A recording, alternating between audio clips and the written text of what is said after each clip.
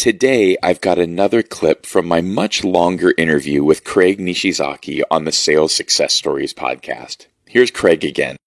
I would say learn a methodology that you can, a sales method or process that you can learn so well that it just becomes part of who you are and how you function.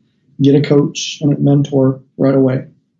I would say, again, learn as much as you can. Be a sponge about your industry, your product, your solutions, your competitors, the problems that the types of prospects or your ideal prospects are trying to solve for.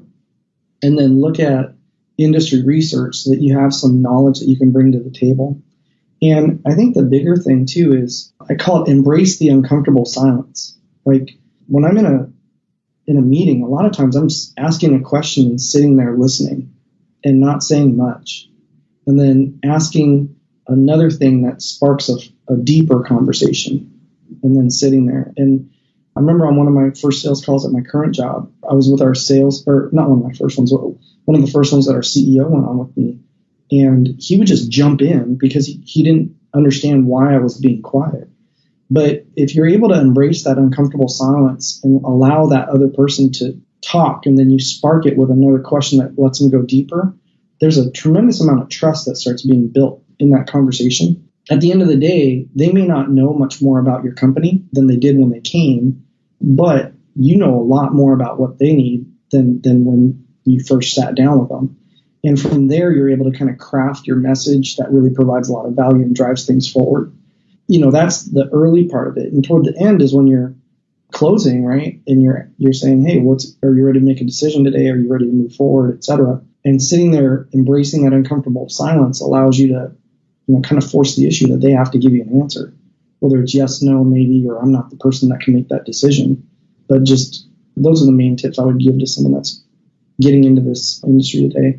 I think the last one would be that, people may criticize you, may gossip about you, et cetera, for the fact that you're getting into sales or whatever, but sales is an honorable profession. It's a profession that everyone, no matter what industry, they need to learn the skills, right? If you're in a dating relationship, you're a salesperson. Because somebody's bought your bill of goods, right?